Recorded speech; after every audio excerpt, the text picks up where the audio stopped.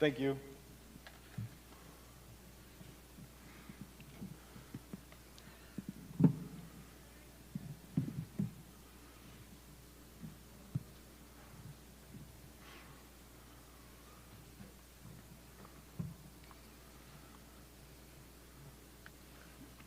I'd like to call to order the Milan Area School Board of Education regular meeting for Wednesday, June 22nd, 2022. Would everyone please rise for the Pledge of Allegiance? I pledge allegiance to the flag of the United States of America and to the republic for which it stands, one nation, under God, indivisible, with liberty and justice for all.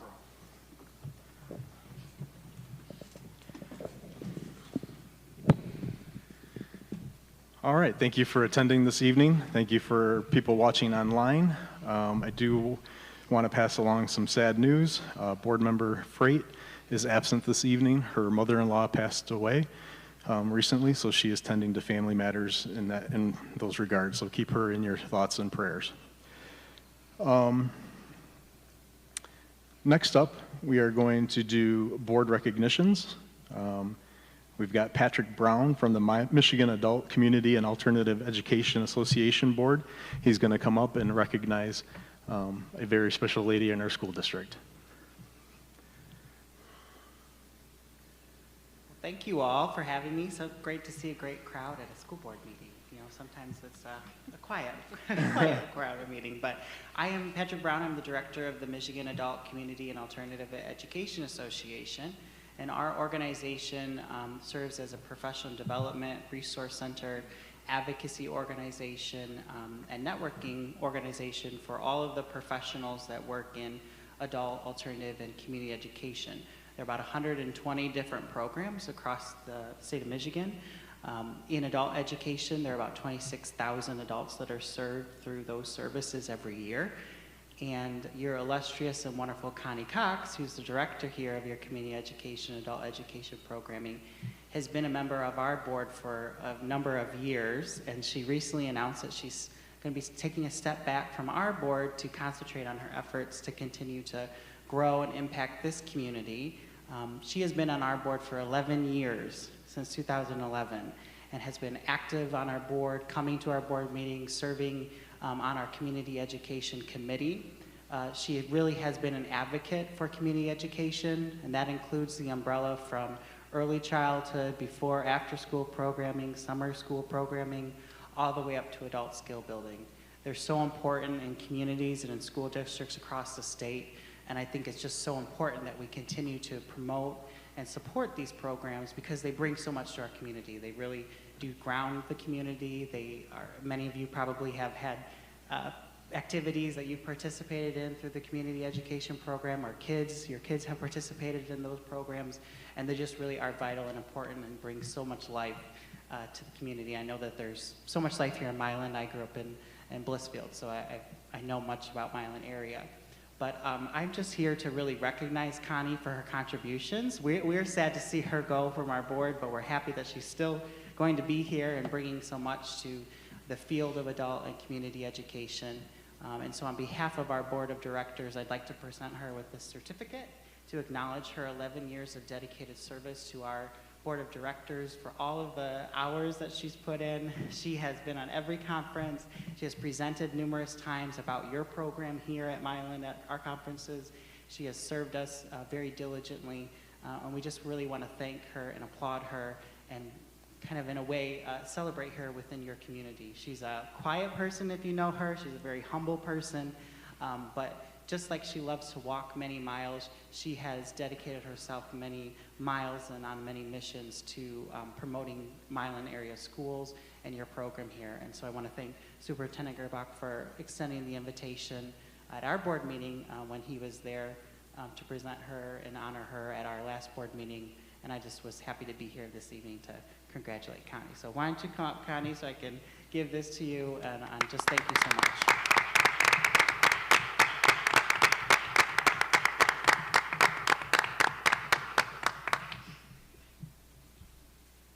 Thank you, everybody. It's been a pleasure to serve on the board. I've really got to know so many wonderful people, including Patrick, And it's been really great to be up to date all the time, and I'm going to keep in touch with everyone, and I'm really honored and pleased that you recognized me, and I thank you very much, and it was an honor to be on the board. Thank you very much.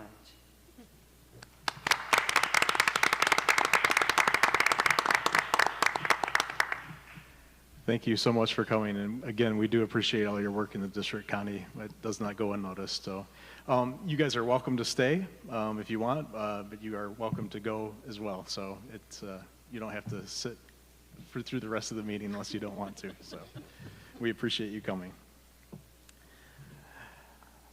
Next up on the agenda is public comment. Just a reminder, this meeting is a meeting of the Board of Education in public for the purpose of conducting the school district's business. It is not to be considered a public meeting.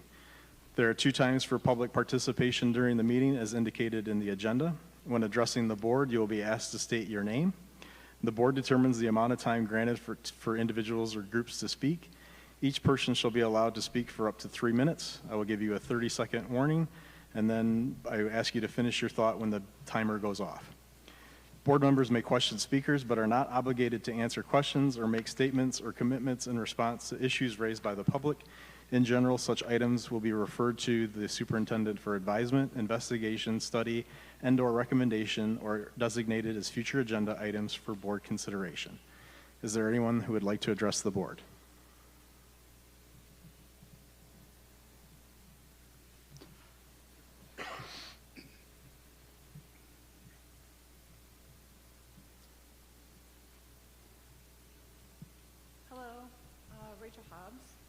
Can you hear me? Yep. Okay. I'm excited about tonight. I hope that the interview of the applicants goes well, and I hope that there's a very fair process that we can, as a community, trust that it's been fair. I want to know if the K-12 Insight Survey results will be published in full, or if we will receive any results, or if they'll be summarized. I would welcome the district to allow the entire community to see what is being said, good and bad. I've had some issues with communicating with the high school administration staff, and I don't know how to get responses. So if somebody can give me some sort of assistance on that, I would appreciate that. I'm curious to know what the status is of the U2 comments, if they're going to be turned on or not. I know that I submitted an Attorney General opinion to you several months ago, and it's been a long time to get some sort of results back to the community.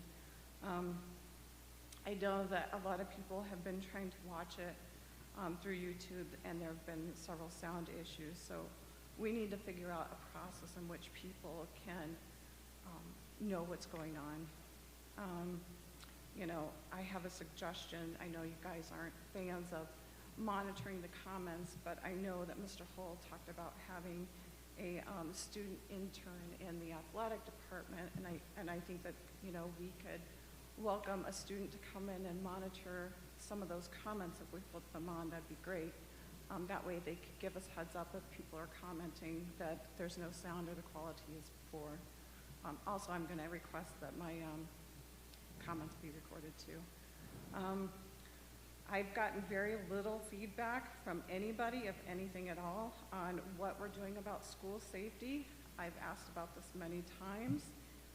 I know that I raised with the board a concern that I had about parents dropping off lunches and them being left in the high school on a table in between the doors, and that's just where they stayed. 30 seconds. Brian, you asked at the last board meeting about corrections that I had to the minutes, and I haven't had a chance to email you, but I can give you this. I'd also like to note that I made the comment to Brian that the minutes should not have been approved yet. At least five votes voted to approve. So I would like for the board members to do their due diligence in making sure that the minutes are accurate. I've asked many times about the expenses and disbursements being available to the public and being published as the board packet. I would like to see that happen. We need to have this transparency within the district. I think that's it for right now. Thank you, Ms. Hobbs. Thanks. Brian, did you want this? Yeah.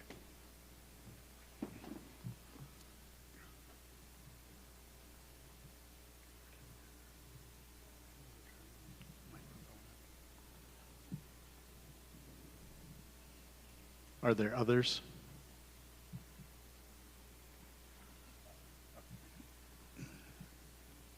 Could we have the podium mic turned up a bit?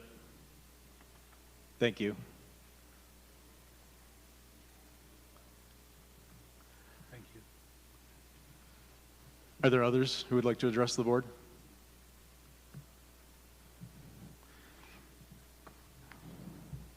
Thank you, Ms. Hobbs. I would advise you to definitely, in regards to your concern with communication with the high school principal, I would email that concern to Mr. Gearbaugh so that he can follow up with that.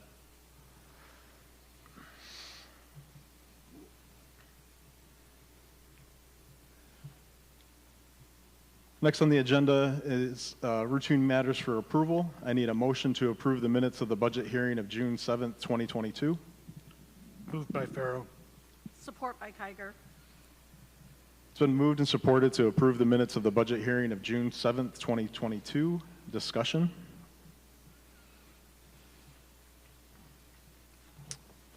Hearing none, it's been moved and supported to approve the minutes of the budget hearing of June 7th, 2022. Ms. Heike? Macchio, Yes. Sislo, Yes. Farrow, Yes. Heike, yes, Kiger. Yes. Motion carries 5-0. Next, I need a motion to approve the minutes of the regular meeting of June 7th, 2022. Moved by Kiger. Support by Macchio. It's been moved and supported to approve the minutes of the regular meeting of June 7th, 2022. Discussion?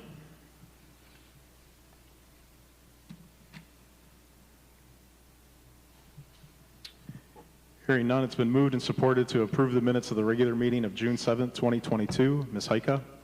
Sislo, Yes. Farrow, Yes. Heike, yes, Kiger. Yes. Macchio, Yes. motion carries 5-0. Next on the agenda is board organization, with the vacancy of the vice president with the resignation of Ms. Landingham. It's a board policy to fill officer positions within 30 days of the occurrence of the vacancy. So in order to meet this requirement, we need to do this election at this board meeting. Do I have any nominations for vice president? Mr. Sislo? Yes, Mr. Farrow. I'd like to nominate Jan Kiger to serve as board vice president. I second that motion. So Chan Kiger has been nominated to be vice president. Are there any other nominations?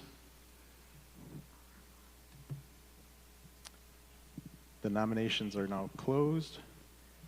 So now I need a motion to elect Jan Kiger as the vice president of the Milan Area School Board of Education for the remainder of the 2022 calendar year. We didn't need a first and the second on the nomination. So, I mean, it's, Move. yeah, it's, Moved by Farrow. we can, Support by Heike. okay, that's, We got it. yeah, we just doubly supported. There we go. So it's been moved and supported to elect Jan Kiger for the Vice President of the Milan Area School Board of Education for the remainder of the 2022 calendar year. Ms. Heike? Farrow, Yes. Heike. Heike, yes, Kiger. Yes. Macchio, Yes. Sislo, Yes. motion carries 5-0. Thank you, Jan. Next up is our teacher appointments. I need a motion to appoint the following people to the teaching positions listed and the base salaries listed effective for the 2022-2023 school year. Sarah Bunton for first grade, Abigail Grope for Milan High School math, Matthew Ponick for middle school math, Lindsay Gauthier Kutchman for middle school social studies, Angela Creech for second grade, Olivia Arund for third grade, and Abigail Shoup for Milan High School ELA. Moved by Pharaoh. Support by Macchio. It's been moved and supported. Discussion. Mr. Gearbaugh, can you remind us where these positions were posted and what steps we took to find these candidates? Yeah, so these positions were all posted on the application software that we use, which is AppTrack. That also goes out to a free K-12 advertising system across the state of Michigan. We also post them on what I call all of the M's, so MASB, MASA, MASSP. So basically all the associations, the Principal Association, Superintendent Association, School Board Association. We also have been making cold calls to universities and seeking candidates in that method. I attended a statewide conference where I was able to speak with about 14 candidates, and I know some of them actually following that job fair did apply for our position, so we were able to recruit some people to apply that way as well. And Mr. Gearbaugh, are these new positions? Are these replacement positions? What are these positions? All of these positions are replacements for retirees or resignations. There are no new positions. So they've been budgeted for in the budget? Yes. Any other questions or concerns? It's been moved and supported to appoint the following people to the teaching positions listed, the base salaries listed effective for the 2022-2023 school year. Ms. Heika. Heika, yes. Kiger? Yes. Macchio? Yes. Sislo? Yes. Farrow? Yes. Motion carries 5-0. Next on the agenda is I need a motion to authorize borrowing up to $1.5 million against the anticipated state aid for the 2022-2023 fiscal year as specified in the borrowing resolution included as attachment A. Moved by Pharaoh. Support by Kiger. It's been moved and supported to authorize the borrowing of up to $1.5 million against anticipated state aid for the 2022-23 fiscal year as specified in the resolution included as an attachment A.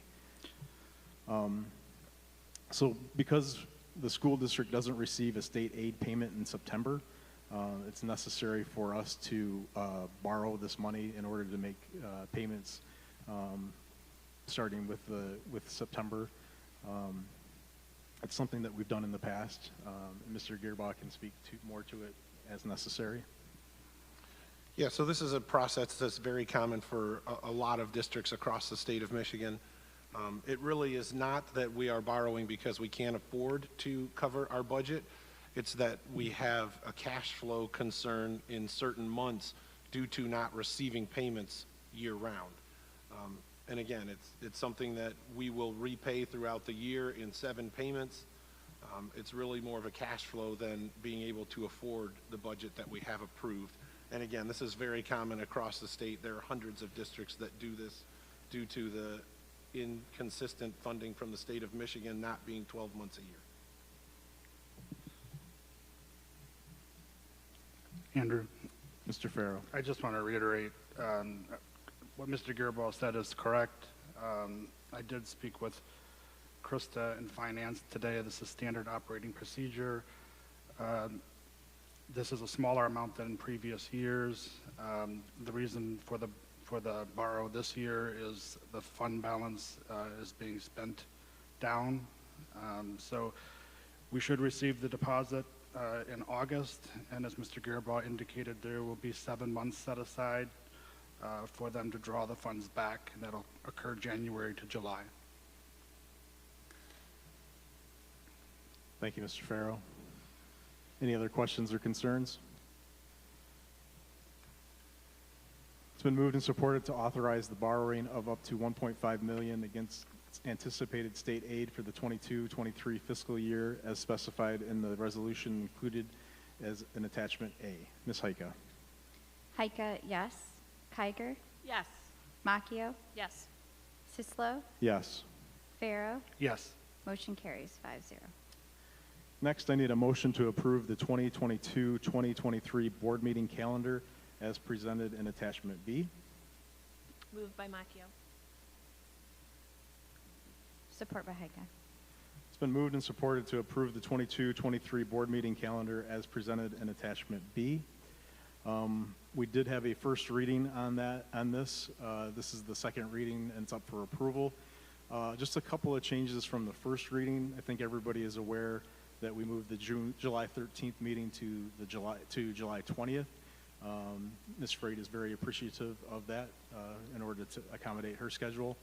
And then we also moved the December 7th meeting to December 8th to accommodate the band concert.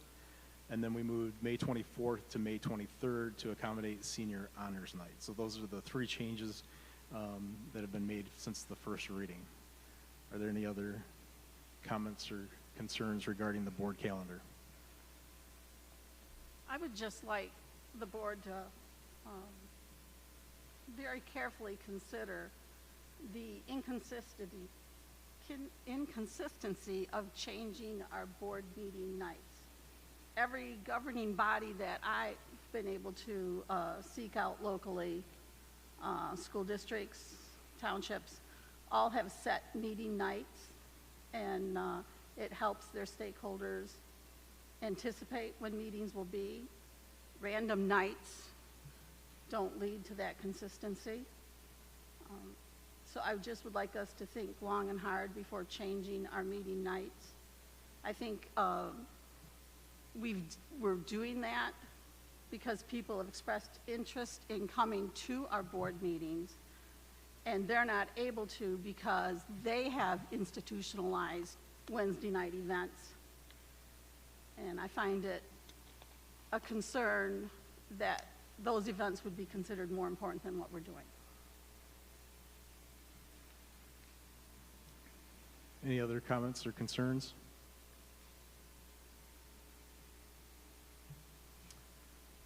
It's been moved and supported to approve the 2022-2023 board meeting calendar as presented in attachment B. Ms. Heike. Kiger, Yes.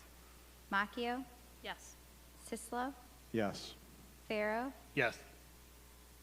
Heike, yes. Motion carries 5-0.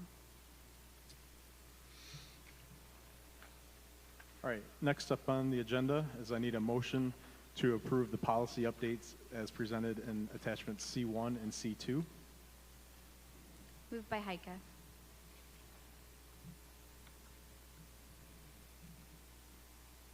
Support by Macchio. It's been moved and supported to approve the policy updates as presented in attachments C1 and C2. I will turn this over to the chairperson of the policy committee, Ms. Heike. So this is the second reading of the policy amendments. The wellness policy, those minor edits come from the wellness committee. They have to meet, keep me honest, like every 3 years, I think, to go over the policy. And they did that this year as required, and these changes were suggested by them. The other policy we're changing is the policy, the meeting minutes policy. That currently requires board members and community members to ask that their comments be included in the minutes. We're striking that language, and that was at the suggestion of our communications committee.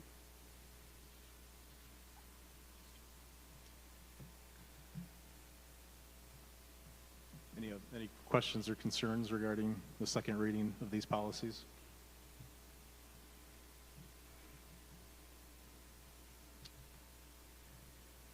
All right, it's been moved and supported to approve the policy updates as presented in attachments C1 and C2. Ms. Heike. Macchio, Yes. Sislo, Yes. Pharaoh, Yes. Heike, yes. Kiger, Yes. motion carries 5-0.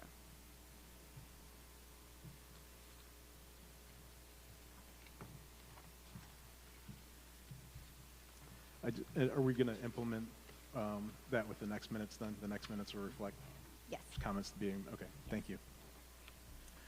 All right, next up on the agenda is our board candidate interviews. So I appreciate all our candidates being here this evening. I have invited 2 members of our communications committee to help out this evening. I appreciate you being here. Debbie and Alicia, thank you.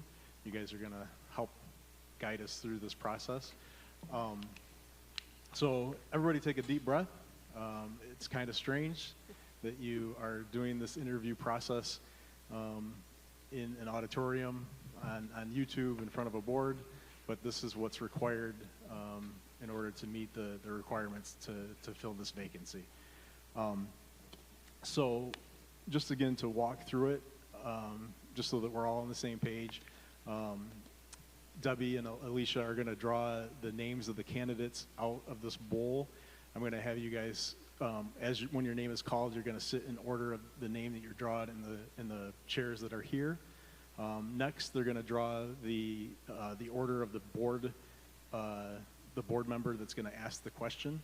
I am going to be asking the question that Ms. Freight was going to ask. She passed that question along to me, so I will be asking the question that she wanted to ask at the interview. So there's 5 candidates and there's 5 questions. This allows each candidate to go first, so we don't have the same person going first and potentially receiving some type of advantage. Again, we're trying to do this as fairly as possible.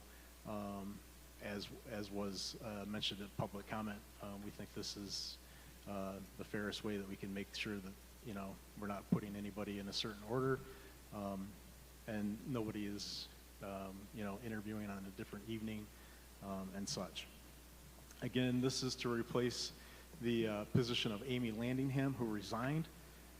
We are required to vote somebody into this position within 30 days of her vacancy, or the Washtenaw Intermediate School District chooses somebody for us. So there's strict timelines in regards to how this process moves forward. The candidates submitted a letter of identity signed by a notary, so that we know that they're qualified candidates. They also provided written responses to 5 questions. These 5 questions are the same questions that we've asked at candidate forums for well over 10 years. So these are the questions that all the board members here have received the written responses to those questions, and it will be part of the evaluation that we use in regards to the candidates. And then each board member, again, will have the opportunity to ask 1 question to the candidates. Once we determine the order, the candidates will have 2 minutes to answer the question. Debbie and Alicia will help with that timekeeping. You will be giving a 30-second warning when there's 30 seconds remaining, and then they'll show you the red card when your time has expired. Again, I do want to say thank you to the candidates, the 5 of you that are here and have gone through this process and are about to go through this process. It's very, if I was doing this, it would be very nerve-wracking. So I just want to say thank you for doing this. I appreciate your interest. It's very obvious by the written responses that you are interested in serving Milan area schools, and we're proud to have you as part of our community. But tonight we have to choose one of you. We're also required to vote this in public, so you will hear the rankings as we go through, and I'll talk more about that when we get to that point. So, are there any questions about the process that we're going to be going through this evening? All right. So with that, Debbie and Alicia, if you could draw the candidate names for me, we would appreciate it. I did not practice names, so I'm sorry if I murder your name. So the first candidate is going to be Betty Rosen Leacher. All right. The second candidate will be Murphy, I don't know how to say it. Payer. Okay. I could have made it fancy, really. Murphy is number 2. All right, so number 3, Andrew Douglas.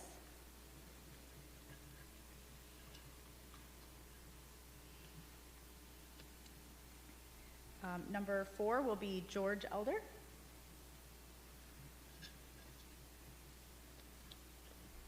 And number 5 is going to be Sarah, and I can't say this one either. Murray? Okay. Thank you, everyone. I'm going to leave it to my assistant now. And now we'll draw the board member names.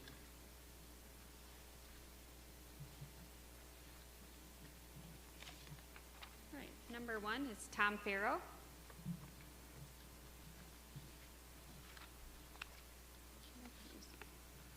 Number 2 is Carrie Macchio.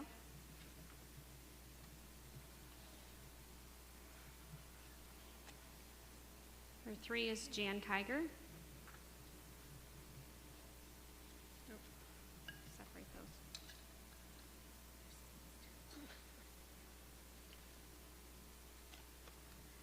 Number 4 is Michelle Heika.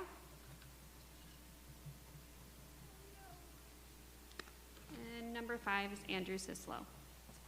All right, thank you. So you said you were reading questions from Mrs. Freed as well. So is that? No, I'm going to be I was not going to be asking questions. I was going to be doing timekeeping and such. So now that you guys are going to be doing the timekeeping for me, I'm going to ask her a question. Perfect. Yep. Yep. All right.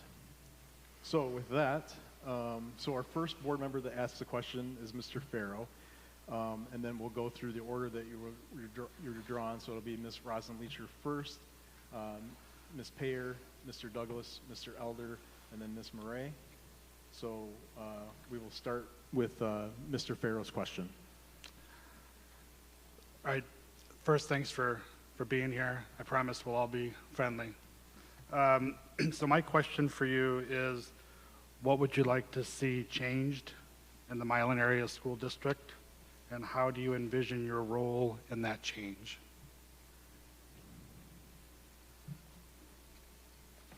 Thank you so much for having us here this evening. I think what I'd love to see change is making sure that we continue to have a focus not only on the social emotional wellness of our students. It's been a tough time through COVID and getting acclimated to returning to school full time every day. But we need to also consider and focus on the wellness of the adults in the system. If our adults aren't whole and well and able to care for the students, our students won't be whole and well. And so I think we're seeing this exasperated sense of dread from adults in the system, classroom teachers to our bus drivers, that we need to ensure that they're being tended to and cared for. So that way, when they're in the classrooms or they're driving bus, our bus drivers are the first and last people that our students see every single day, and they can make or break. And if they're struggling socially and emotionally themselves, it impacts the learners in the classroom, and it has a profound impact on the academic growth and progress of all of our students. My role would be to be present, to be visible in our schools, to make sure that the adults know that they have a Board of Education that supports them, and that our students know that as well. When they know who we are, from the superintendent to the principals, to the classroom teachers, to our custodians, and the Board of Education, when our students know that, they know that they're in a safe and secure place, and we can make it that way for them. Thank you. Thank you. Next to answer the question will be Ms. Payer. And you can have That was a really good answer. I got to go after that. you guys can have him ask the question again if you'd like. I am going to, just to make sure, if you don't mind. Okay. Absolutely. Thanks. What would you like to see changed in the Milan Area School District, and how do you envision your role in that change? Really simple. I don't have a big, eloquent, laid out answer. For me, is building a relationship with the parents and with the board. I'm new to all of this. My children are still very young, so I don't know. All of this is just very new to me. But before this past year, I probably would not have known any of you. I'm sorry, I know it sounds terrible, but I would not have known who was on the school board. I wouldn't have even known where to look. And that's sad, and that's a failure on my part as a parent and as a member of our community. I want there to be that relationship. If you see me out, if you have a question, if it's off the record, I want to have that, and I want people, kind of like you had said, to know who we are. And if there's a question, I don't know how I'm going to change that. I do the best that I can to be present in my child's school. I volunteer, I donate for their classroom, whatever the teacher needs. I'm very open with that communication in my son's classroom, and I think that I could do that with the school as well as with the community. Thank you, Ms. Payer. Next up is Mr. Douglas.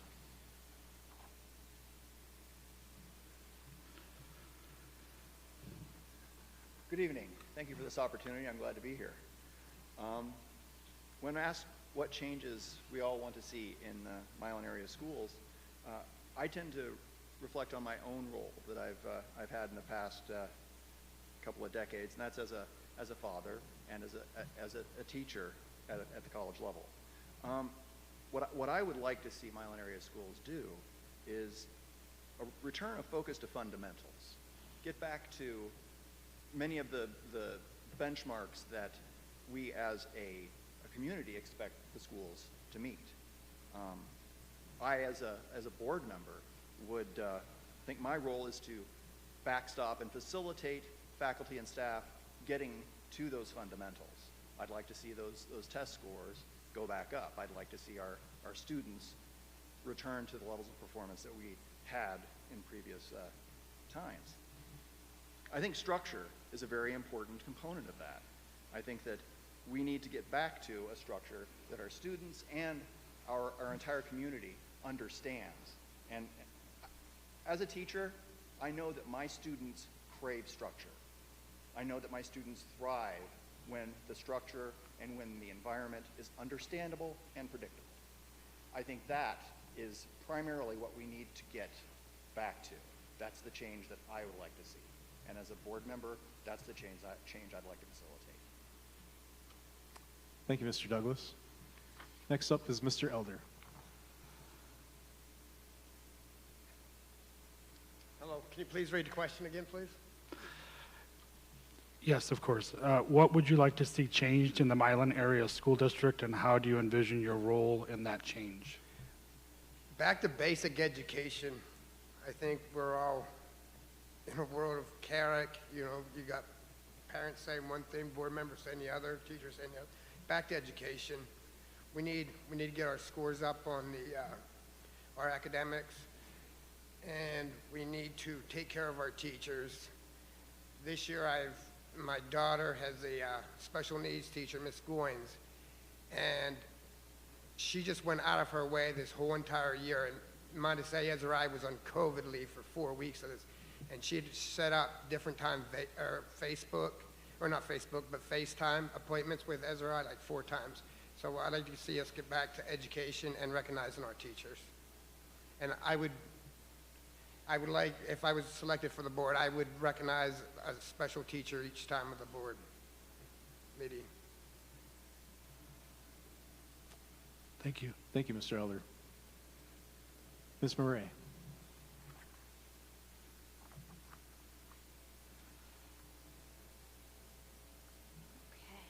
Hi, good evening, everyone. Thank you very much for this opportunity and for having me here tonight to interview. I am formerly a teacher, very recently formerly a teacher in Milan area schools. I was am a proud educator here at MAS. I was in the school system for 5 years. I've been a parent in the district for the last 3 years. Our daughter's in 2nd grade. And we've lived in Milan since 2014. So I've had the opportunity to participate in our community both as a teacher in the schools and as a parent, and then also just experiencing the community aspect of how our schools are involved in our community. So when I think about what I'd like to see changed, that's a really big question because there are so many things that Milan Area Schools already does very, very well. Prior to coming here, I was a teacher in 3 other districts, and I can say without hesitation or question that the staff, the teachers that we have here, and our administrators at Milan Area Schools are among the best I've ever served with in 15 years. So we're doing something right in terms of finding people. But when I think about what I want to see changed and kind of what's facing American education right now, we have to be innovative. We have to be leaders out front. I think when I reflect on what I participated in the last 2 years, I think that we've kind of taken a role of looking at what other districts are doing, and that's beneficial, but we have so much here in our own community. I would love to be a part of activating that and tapping into all of our amazing resources here within our community to grow our diversity, our equity, our social justice, our retention and recruitment of teachers. So that would be my goal as a board member. Thank you. Thank you, Ms. Murray. All right, our second question will be asked by Ms. Macchio, and then Ms. Payer will be the first to answer. After review and discussion on significant issues, this board then operates on a majority vote.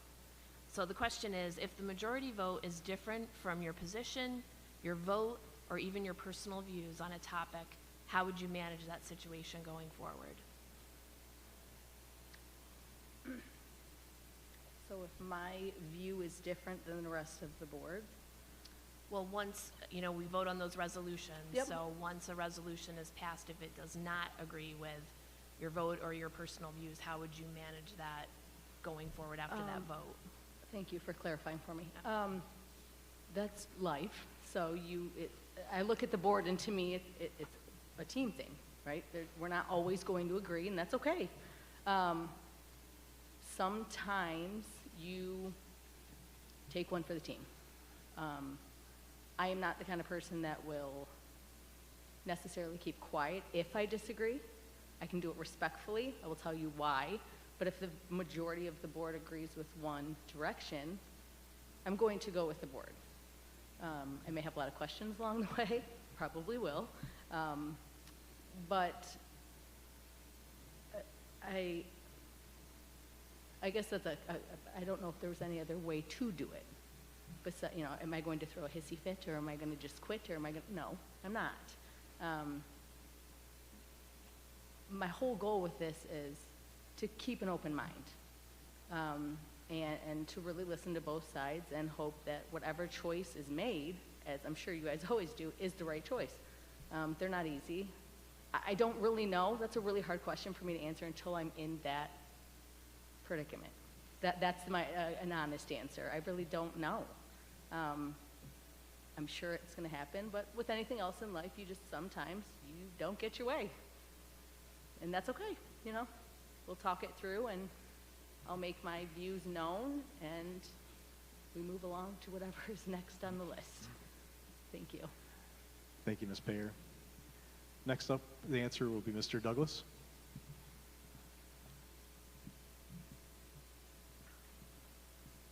I really like this question because I have a very simple answer to it. Take the issue seriously, but don't take yourself seriously. I think I come out of the field of persuasion, public speaking, and communication.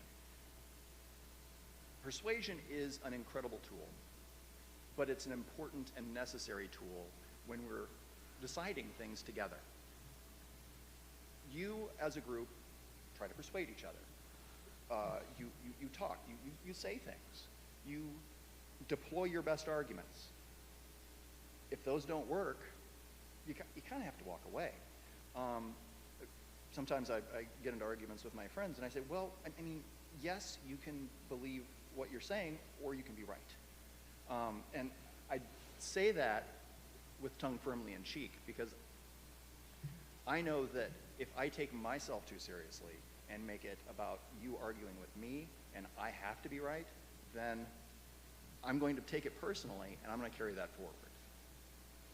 I spent 3 years on my church vestry I don't know if any of you have ever been on a church board before. They tend to be very contentious because God is watching and you want to put your best foot forward, except you don't. Our church vestry was known to be incredibly contentious, and there had not been a year without a sincere knockdown, drag-out argument. Then I went on. I chose to diffuse a lot of the conflict that was just about to get to the level of being a problem.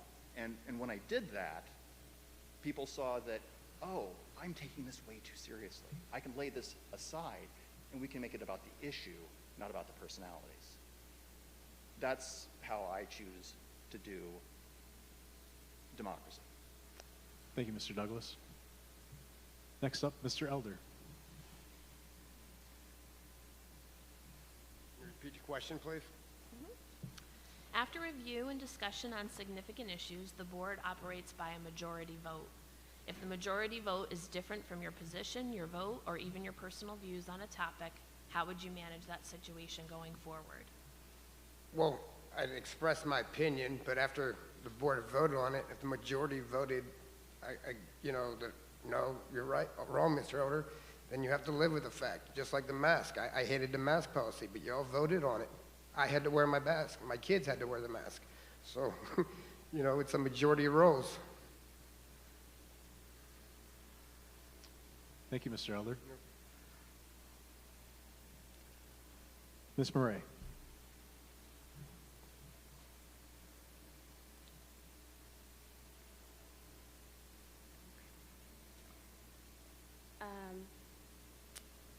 So in a democracy or any sort of governing body where voting and majority rules, it's a fact of life. And our ability to move forward as a group depends on our ability to gracefully and with humility accept whatever decisions are made and carried forward by the body. And I believe that, our board, or any board really, has policies already in place to safeguard and promote, the rising of wisdom within the group. So as a board member, I would have to trust the process, placing principles above personality, and at times possibly having to set my ego aside, but trusting that our board shares a common mission of promoting the success and well-being of our students, first and foremost, and of course our educators and all other stakeholders in our community. So if I'm overruled, then higher power prevails, and we'll move forward, and I'll do my best to execute the mission. So, thank you. Thank you, Ms. Murray. Ms. Rosenleacher. Thank you. I think the idea of respectful discourse has been lost in the past several years. And at the board table is where we hold and have the conversation and the debate and the discourse. And when we leave that board table, whatever that decision is, regardless of where an individual stands, myself included, we have to uphold that decision. And that is our role and our job in the community, that we continue to move forward as a united front. There's a reason there's 7 members on the board, and one member's vote doesn't hold more or less than any other, but it is the 7 together when we walk away from that table. That is the most important thing, and that we show respect to that decision and we follow through as we go out into the community to do our work. Thank you. Thank you, Ms. Rosenleacher. Thank you to everybody. I should have said that before I started. So we do appreciate you being here and under the pressure of all these questions. So thank you so much. All right, our next question will be asked by Ms. Kiger, and Mr. Douglas will go first. So, of course, I have to give a little anecdote. Shortly into my first term on the board, I had the opportunity to attend a national conference, and I came back just so excited. All the things that I'd heard and I'd seen, and I sat down with Julie Helber, who was our assistant superintendent at the time, and I was like, oh my gosh, you all know what they're doing out there. They are doing this data-driven teaching. They're implementing it on, according to the assessments. And Julie just very patiently listened to me until I kind of ran down. And she said, yes, yes, yes, this is the superintendents all throughout the county, they're talking about this, but the county itself doesn't have a tool available at this time to disaggregate and gather all the data. So she said, just be patient. And within less than a year, the county still did not have this tool together, but our staff manually dug into the data and disaggregated it so they could give better instruction to our students. That national conference was just one of the many ways that I've sought to educate myself on my role and duties as a board member, and also to help myself become aware of what innovations and initiatives are out there in the educational world. So my question is, if you're appointed to this board, what would you do to educate yourself? That's a great question. Well, as an educator myself, as a parent myself, I think I do bring a bit of experience to the board. I'm going to do what I've done as a speech teacher, which is to keep current on the field that I'm engaging. It's important to sit down and read the literature. It's important to listen to what other voices are saying. We all think that we have great ideas when we sit down to any given problem. We all think that we bring a unique perspective, and that's true, but so does everyone else.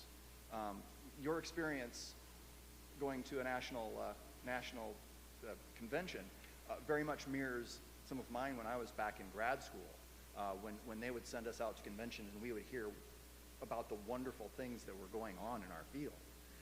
And we'd come back and we'd sit down and start planning out the next 16 papers that we were going to write and how we were going to engage.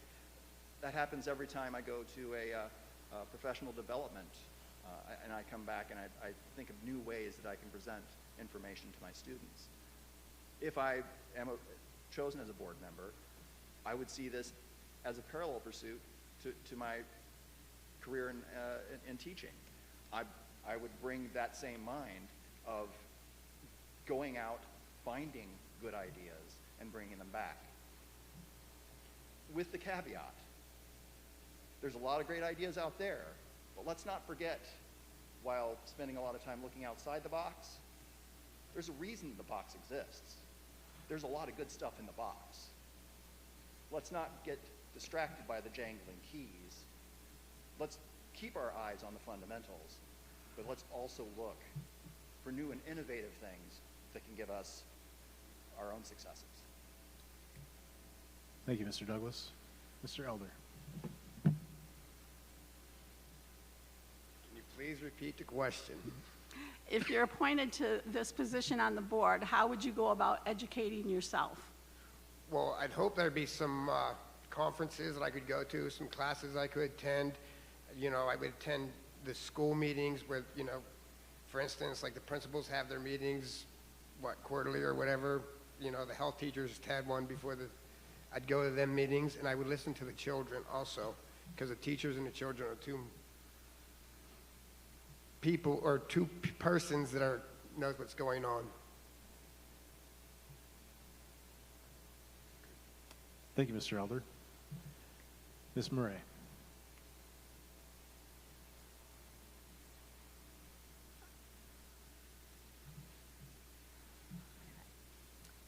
This is the question that I've been most excited about so far.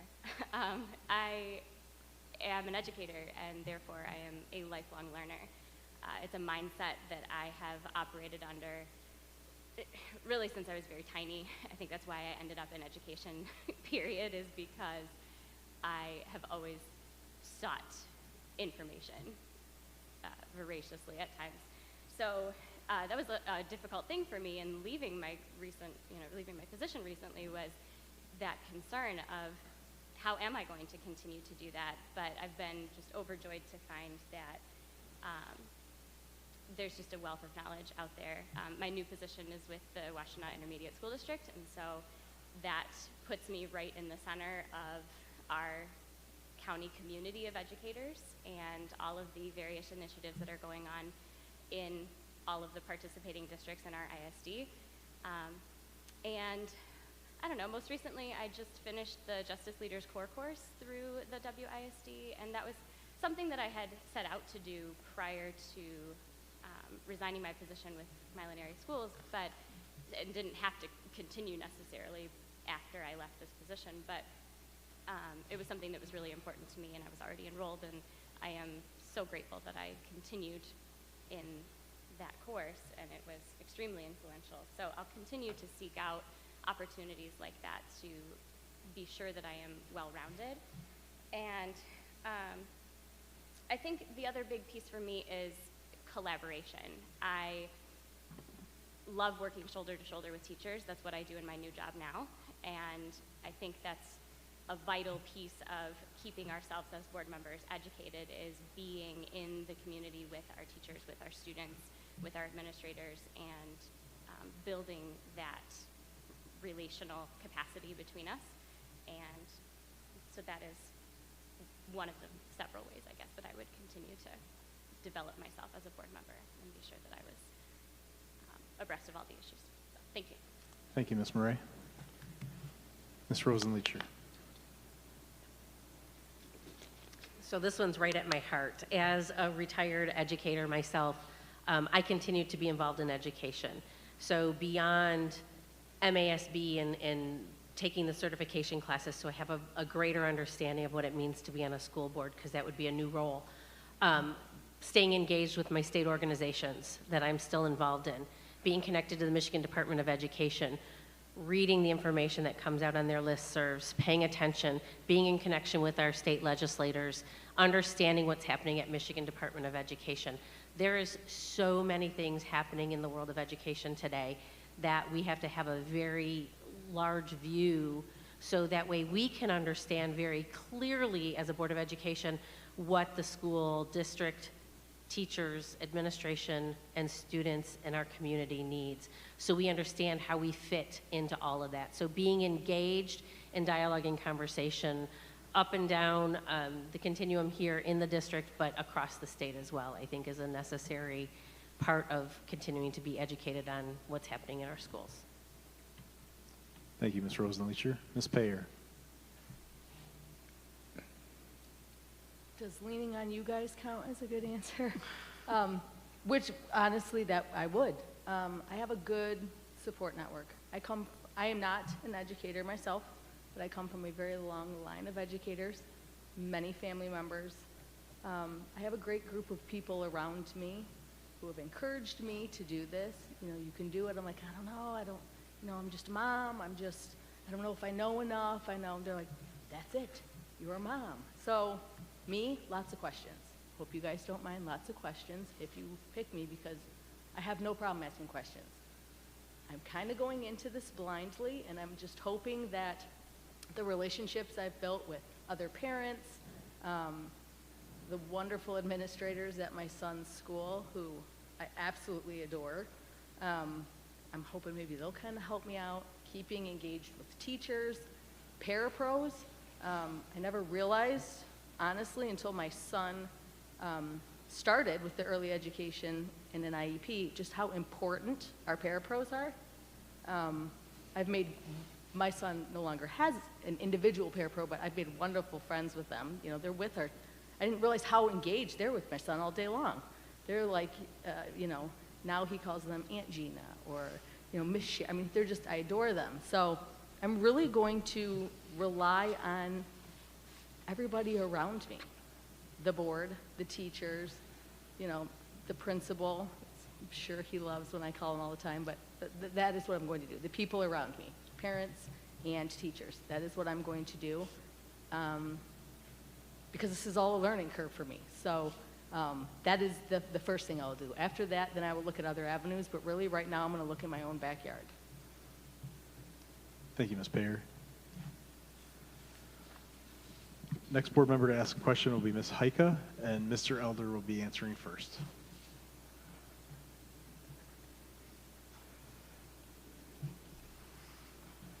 First off, thank you to all 5 of you. I know this is, it's very intimidating, and so at least I always thought it was when we did candidate forums, so I appreciate all of you throwing your hat in the ring and coming and answering all these questions.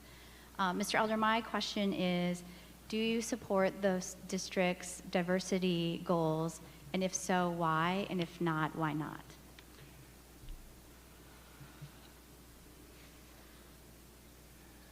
I support some and I support others.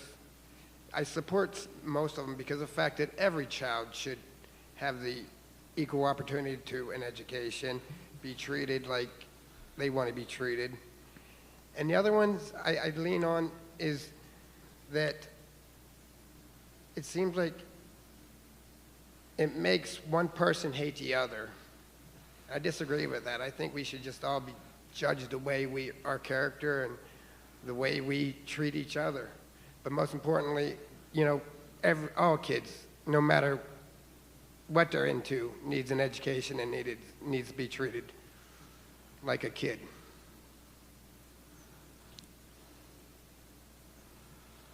Thank you, Mr. Elder. Next up is Ms. Murray.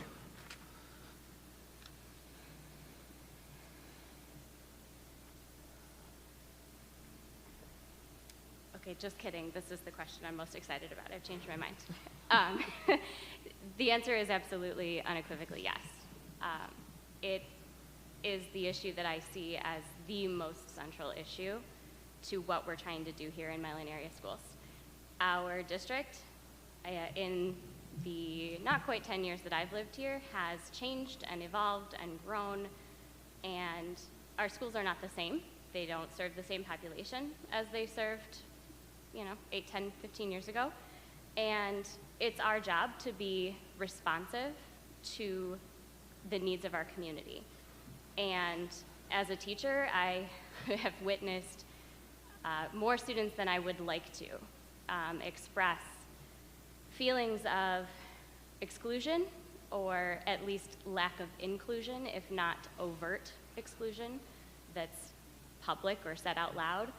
I've known students who have gone back to districts that I would argue offer a lesser quality education simply because they found community there that they did not find here at Milan area schools. And so it's an issue that absolutely affects our students acutely on a day-to-day basis, but it also affects our teachers and their ability to do their jobs. When our teaching staff is not reflective of our community, when our students don't see themselves in their teachers, it just contributes to a greater disconnection between those who are serving and those whom we serve. So I would love to be a part of the district's diversity, equity, and inclusion mission. I started out on that path in our DEI team, and that was probably the hardest thing for me to walk away from when I left my teaching job here at Milan, was leaving that work behind. So, thank you. Thank you, Ms. Murray. Ms. Rosenleacher. Thank you for this question. 100% yes. It has been my mission since I retired from education formally to continue to educate myself in this area, to do work and training, to work with others, to help our students to see themselves and how they belong in a safe space in our schools. It is necessary that every child that walks through our door, regardless of what they are coming to us with, whether it be a different color, a different belief system, a different sexual orientation, it's necessary. They are going to be in a global society, and our children need to know that they can come to school and feel safe and be educated in a way where they have windows and mirrors into the world. Thank you. Thank you, Ms. Rosenleacher. Ms. Payer. Ms. Hiker, can you repeat the question for me? I just want to make sure that I understand it correctly before I answer. Sure. Do you support the district's diversity goals? And if so, why? And if not, why not? Okay, very honest. I don't exactly know what our district's goals are because my children are very young. So I haven't run into some of these issues that we may have in the middle school or the high school. So yes, a simple answer is yes. Everybody should be treated the same. To me, I don't care what color you are, sexual orientation, religion, it doesn't matter. I'm sure there are the issues of being excluded, maybe higher up, but my son is 7, so he was on his kindness campaign poster, so I have no personal experience negatively with my children in the school. So the answer would be yes. I absolutely agree. I want everybody treated the same. I don't think anybody should get special treatment. You need to be kind. Yes. I'm very interested, honestly, in reading more about what our district's goals are. And that's just my lack of knowledge, again, because my children are so little. So we're still learning, you're kind to everybody. You're nice to everybody. I haven't had any other experience but kindness, luckily, with my children. So it would definitely be something that I would look into and read more on, but an off-the-cuff answer would be yes, absolutely. Thank you. Thank you, Ms. Payer. Mr. Douglas.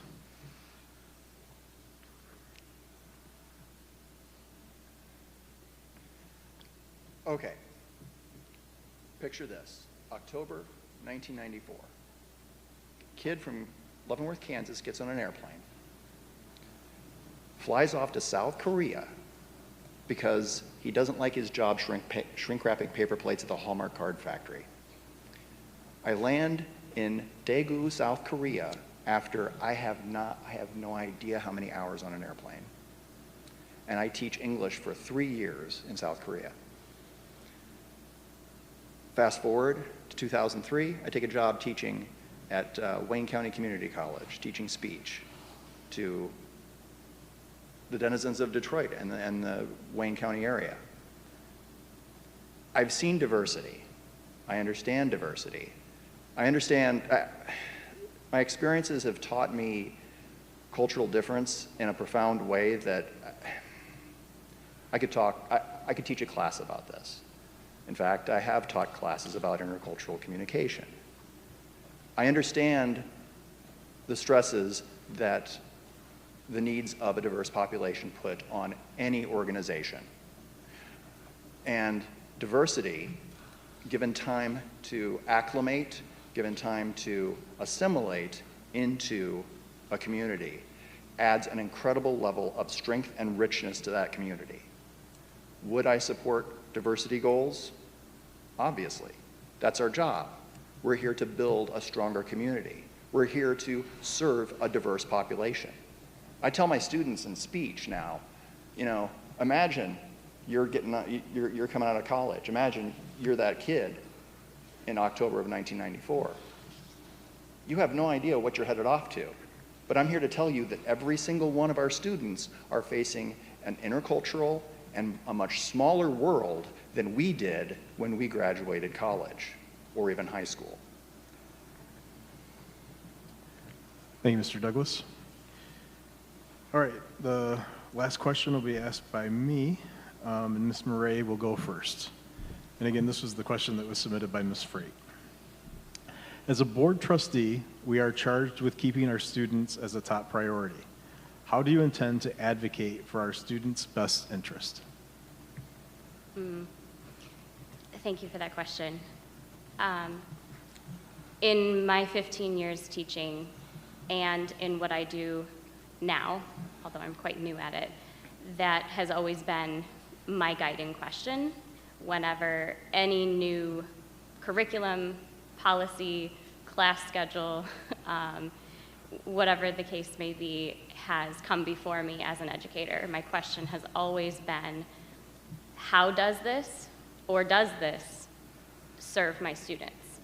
And that's one of the soft skills that they don't teach you in teacher college, is how to navigate a system as an educator that doesn't always lead with that question.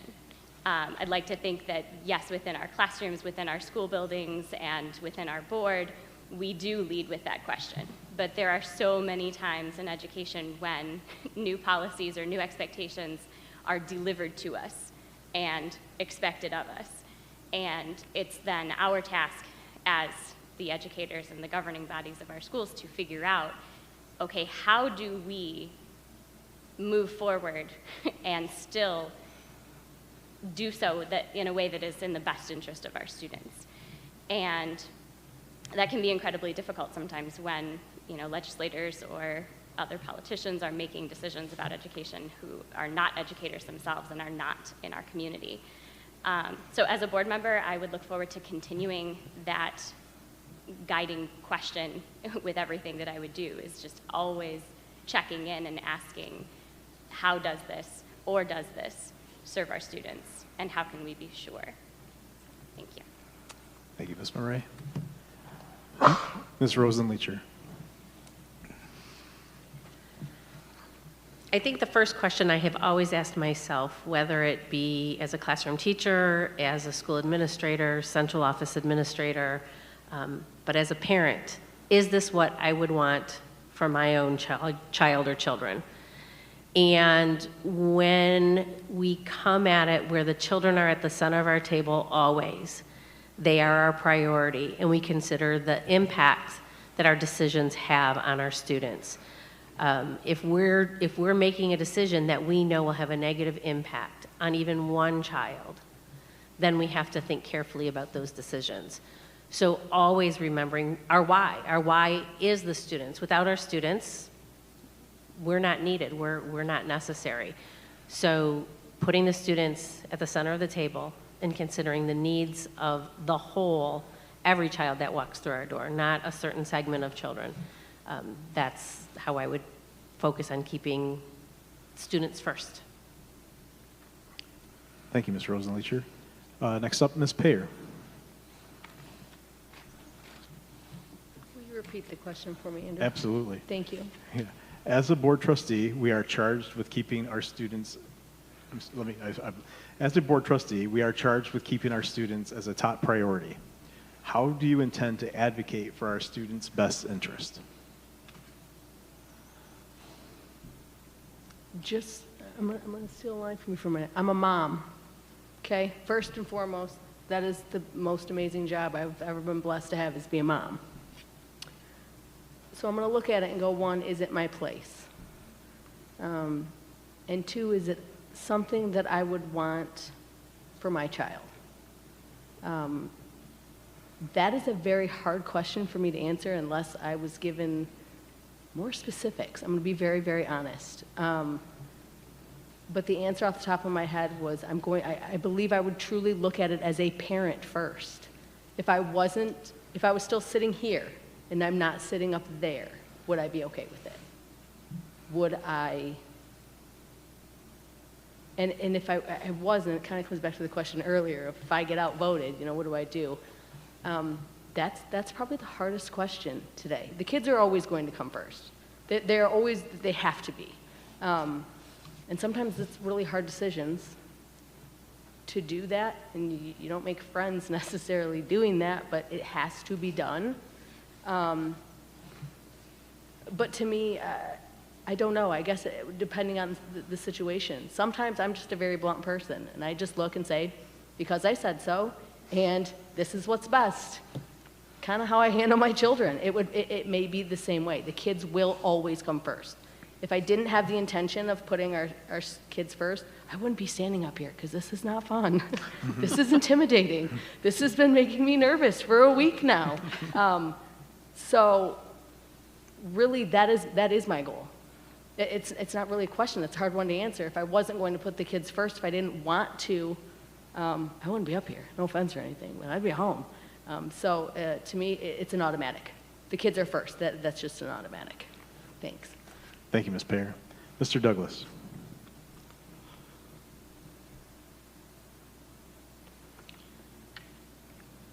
We're all parents. Well, I expect most of us here are parents. We wouldn't be here if probably we weren't. And all of the kids that we see in the hallways of all the schools, these are all somebody's children.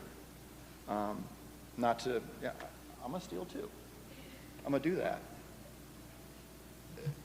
When you become a parent, I think it becomes a very profound thing. You don't live for yourself anymore. And that's kind of the job of the board. That's kind of the job of every teacher who's ever stood in front of a class. You're not there for yourself anymore. You're there for them. You as a communicator at that point, you as a person are serving your students. Do you remember, any of your kids ever watch Thomas the Tank Engine? Thomas the Tank Engine, one of the core things about Thomas the Tank Engine was that his drive was to be a truly useful engine, right? That's what he was trying to be. He was trying to be a useful engine, that little blue critter.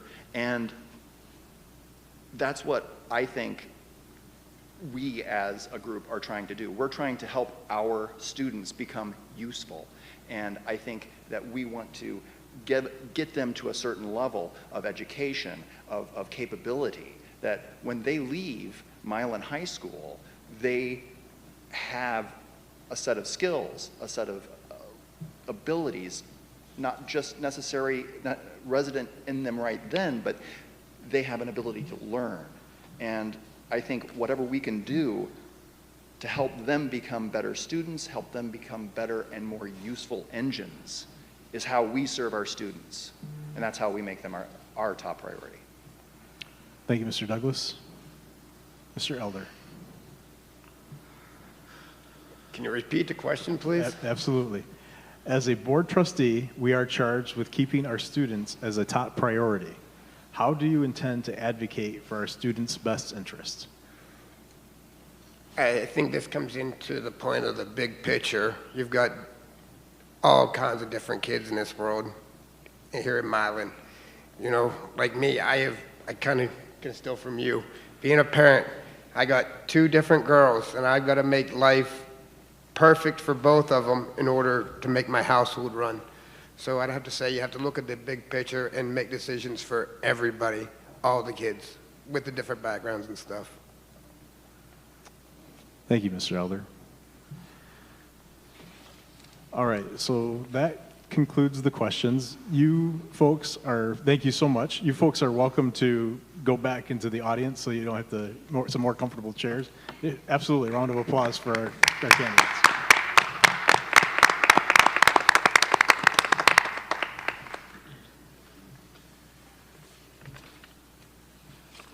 All right, so at this time, each board member has a tally sheet that we will rank the candidates from 1 to 5.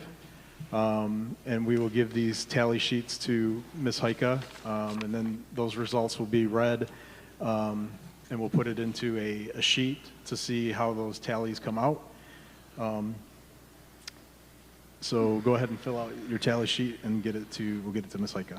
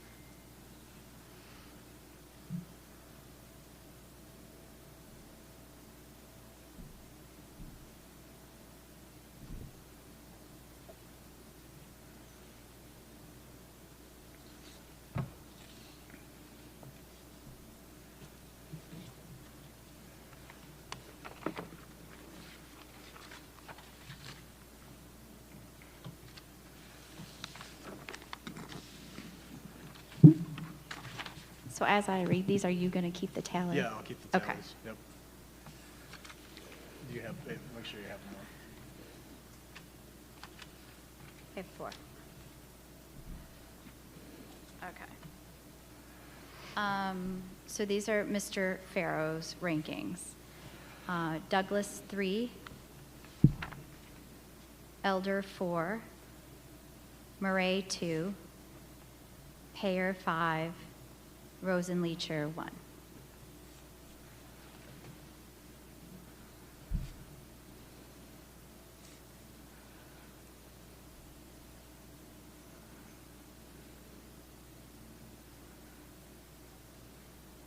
Are you ready? I'm ready. Yep. Sorry. No problem. These are Macchio's tallies.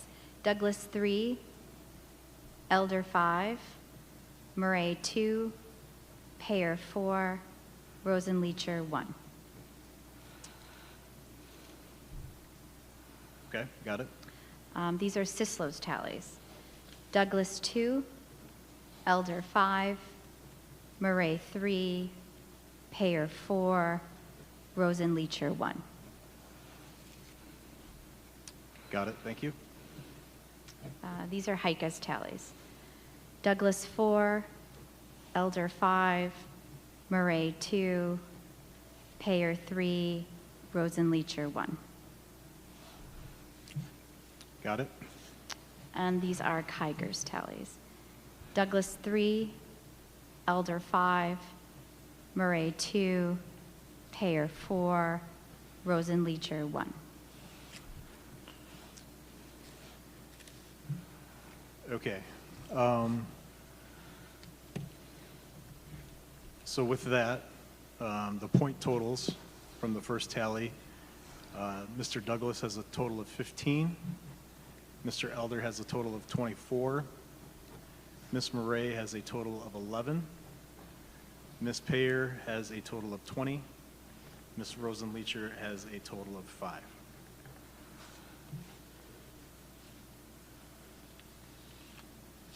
So from here, this is where we talked about, for the next tally, we could take either the top 2 or top 3 to do a second vote on. So right now, the top 3 would be Ms. Rosenleacher at 5, Ms. Murray at 11, and Mr. Douglas at 15. What are people's thoughts on the next tally? I would do the top 3. I'm fine with the top 3. Okay. I can do top 3. Top 3? Okay. That's okay.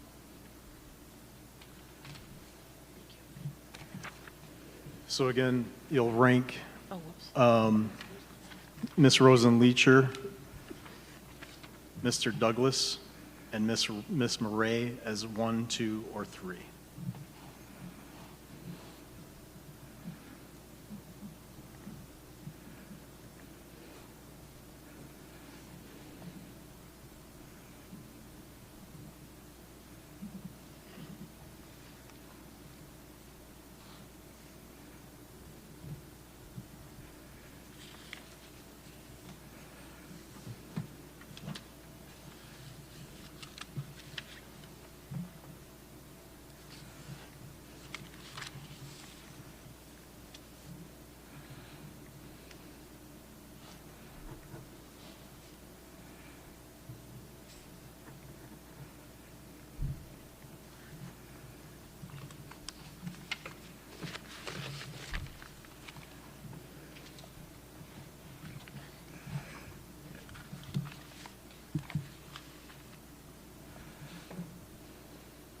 Are you ready? I'm ready. Okay. These are Sislow's tallies. Douglas 2, Murray 3, Rosenleacher 1.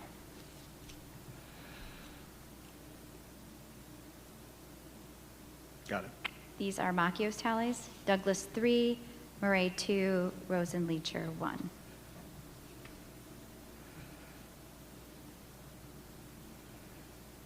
Got it.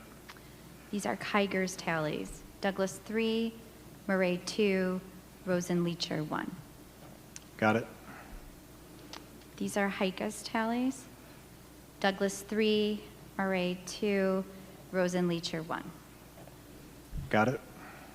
And these are Pharaoh's tallies. Douglas 3, Murray 2, Rosenleacher 1. All right, with those tallies, Mr. Douglas has 14, Ms. Murray has 11, and Ms. Rosenleacher has 5. So by that count, the nomination would be Ms. Rosenleacher, if that's what if that's what somebody would like to make a motion in regards to. I would make a motion to support the appointment of Mrs. Rosenleacher. Support by Pharaoh. It's been moved and supported to appoint Ms. Betty Rosenleacher to serve as a member of the Board of Education of Milan Area Schools for the unexpired term of Amy Landingham, resigned, ending on December 31st, 2022, as authorized by law. Is there any discussion? Mr. Sislo. Mr. Farrow. I just want to thank all of you for coming tonight, getting in front of the microphone, answering questions. We're very fortunate to have 5 very active people that want to be part of the school board and be as involved in the community as you do. So thank you very much. I concur. Again, just like I said, the written answers that you provided and the interview questions that you provided this evening, I thank you for your time. Obviously, there is an election in November. You have time to submit your candidacy by July 26th. So if you are continue to be interested in serving on the school board, I definitely encourage you to put your name into the ring by submitting your candidacy to the Washtenaw County Elections Office. But again, I do thank everyone for their time in regards to this process.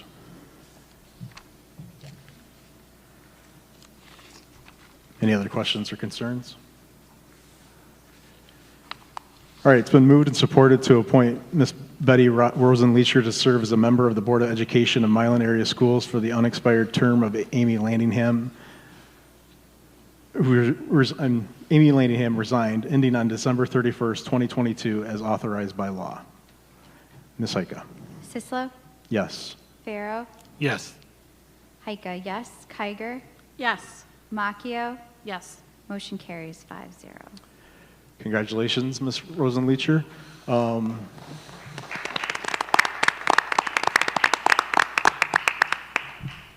Mr. Gearbaugh will be in contact with you. You will have to take the oath of office within a certain period of time, and also sign some documents that need to go to the Washtenaw County to make sure that everything's in order before you take your seat at the board, which would be at the next meeting in July. Thank you. All right, next up is public comment. A reminder, this meeting is a meeting of the Board of Education in public for the purpose of conducting the school district's business and is not to be considered a public meeting. There are 2 times for public participation during the meeting as indicated in the agenda. When addressing the board, you will be asked to state your name. The board determines the amount of time granted to individuals or groups to speak. Each person shall be allowed to speak for up to 3 minutes. Board members may question speakers but are not obligated to answer questions or make statements or commitments in response to issues raised by the public. In general, such items will be referred to the superintendent for advisement, investigation, study, and/or recommendation, or designated as future agenda items for board consideration. And just as a reminder, since we did pass the fact that you do not have to request your comments to be included in the minutes, that is no longer needed. So you can provide your comments as you see fit. Is there anyone that would like to address the board?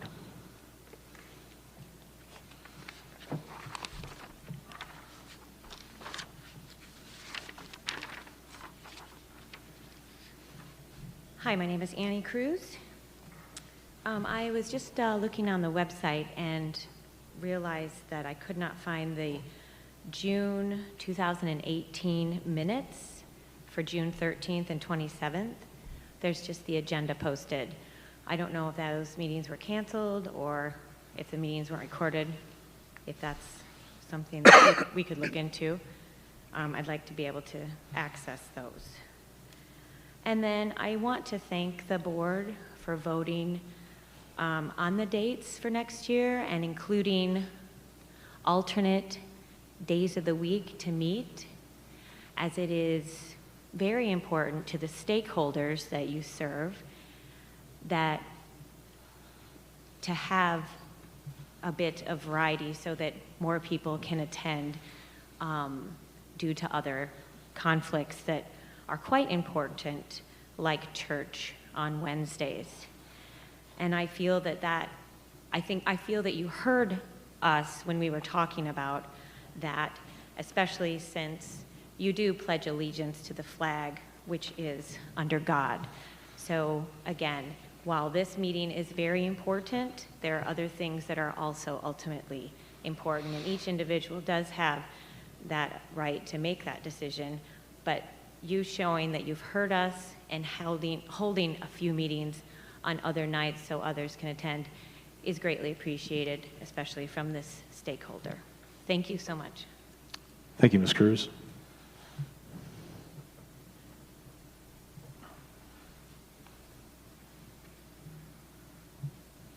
Hello, Rachel Hobbs. I want to piggyback off of what Annie just said. And it's not just about a church function, but we are a school. And as you heard from the interviews, that our students are the center of our lives. And it's not just church events that are going on that prevent parents from coming here, but there are school activities that require parents to be active and involved for the importance of our children. So I really think that your comment was out of line. And I don't appreciate it as a parent, because I know all these parents here are, pretty, arms are being pulled in different ways. So, as community members, we are active, and we appreciate that you guys did vote to accommodate other people's schedules. Another issue, excuse me, that I did not discuss earlier is that a few meetings ago, a few parents and I were part of a conversation off the record with Andrew Sislow about town hall meetings. This was something that was supposed to be discussed with the communications committee, and we're still waiting on a town hall meeting. We want to hear discussions going on. It's not happening. We've discussed this many, many times for a very long period of time. I believe that you guys owe it to the community to hear what's going on so you can properly vote. Please schedule a town hall meeting. Thank you. Thank you, Ms. Hobbs. Are there others?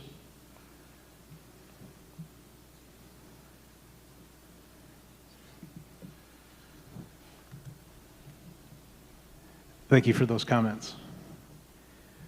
Mr. Gearbaum, Superintendent comments. Thank you. A few things to share this evening. One, the district wants to remind our students and families that the program that provided free breakfasts and lunches to all of our students ended on June 10th. Later this summer, in some of the mailings that we send out, the district will be reminding families to apply for free and reduced meals for the 22-23 school year. While this was not required in the past years, it will be required next year, and we do not want to see families miss out on this important support. The Simons Elementary School held their 5th grade recognition ceremony on Thursday, June 9th. It was a huge success. They had so many people attend that they had to move the venue from the theater at Simons to the gym at Simons, and so we will be looking in the future at should that event be an after-school type event with that many people choosing to attend. The Milan Pride Picnic on Thursday, June 9th was well attended and had numerous activities for the students and families that attended the event.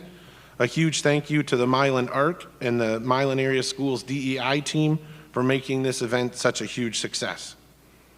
The Milan varsity softball team closed out their season with a 24-2 overall record. They won the Huron League Championship and the MHSAA District Championship. Their season ended in a hard-fought game against Trenton in the MHSAA regional semifinals. The Milan varsity baseball team closed out their season with a 17-15 overall record. They won the MHSAA district championship. Their season ended in a hard-fought extra inning game against Grosse Ile in the MHSAA regional championship game. The Milan varsity girls soccer team closed out their season with a 16-4-4 overall record. They were runner-up for the Huron League championship and won the MHSAA district championship.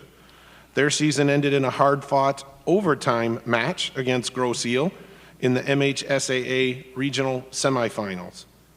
We also had an individual athlete, Ethan Budd, who matched his personal best high jump this season at the MHSAA state meet with a jump of 6 feet 6 inches.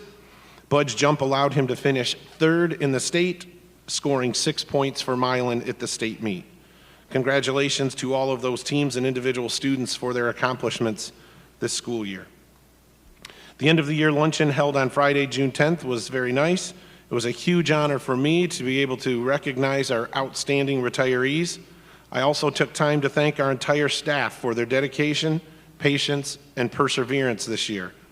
While the year was tough, our staff rose to the occasion again and again and provided outstanding educational opportunities to our students. This was not only true of our teachers, but of all of our staff in the district in every department. On Thursday, June 16th, all of the Milan Area Schools administrators, social workers, and counselors attended an all-day comprehensive school threat assessment guideline training, also known as CSTAG. This is a nationally renowned training that was offered by the ISD using a trainer from the CSTAG organization. The training puts a formal process in place for evaluating potential threats made by students, staff, or parents that very closely matches the informal work that we have always done at Milan Area Schools. CSTAG will also bring common language into the process for everyone in Milan and across the county, including law enforcement agencies that are also receiving training on the CSTAG process. There was a question tonight, and actually I was going to speak about it. We just received information today from K-12 Insight with some of the basic survey information and responses. They will be working over the next 3 weeks to correlate that data for us, as this was an outside agency that handled these surveys, and they will be turning over the reports to us, including reports for the district as well as reports to post publicly so that everyone can see the results of the recent survey. That's all I have this evening. Thank you, Mr. Gerbaugh. Next up is board member comments. I'll go first.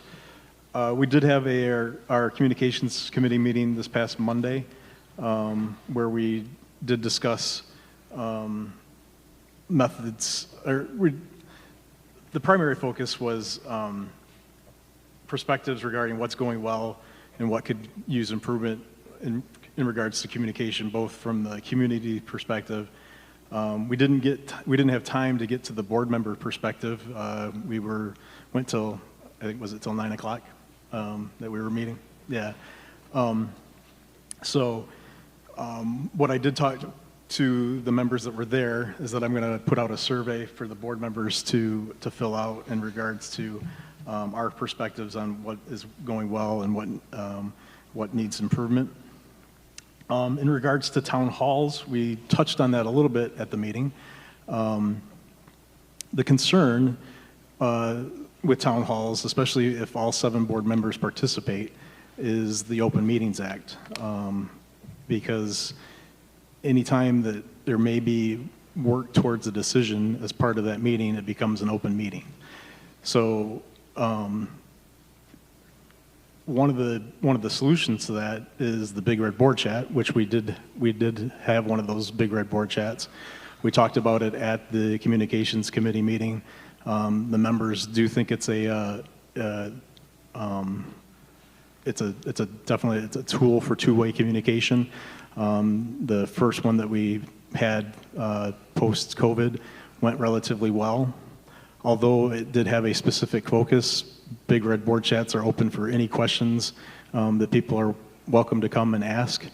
I believe one of the recommendations that's going to come from the committee is formalizing a schedule for those quarterly, so that we can have those types of two-way interactions. So we'll definitely be talking about that at our next communications meeting, but that's where we're at in regards to that two-way communication in that type of format.